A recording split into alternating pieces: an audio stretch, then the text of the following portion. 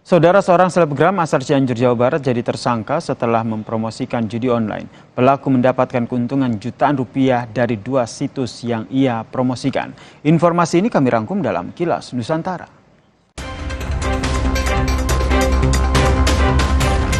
Hujan deras yang mengguyur kota Makassar, Sulawesi Selatan membuat ratusan rumah warga di Perumnas Antang, Kecamatan Manggala terendam banjir.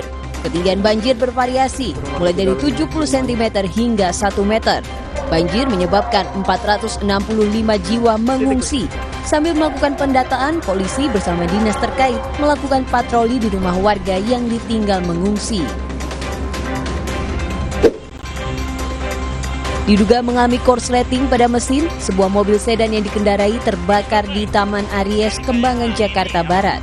Peristiwa terjadi saat pengendara mobil mengantarkan cucunya ke sekolah. Dalam perjalanan, tercium bau bensin dan aroma terbakar. Tak berselang lama, kepulan asap tebal disertai api keluar dari bagian kap mobil. Melihat kobaran api, pengemudi mobil langsung menghentikan kendaraannya dan membawa cucunya keluar mobil. Tak ada korban jiwa akibat peristiwa ini.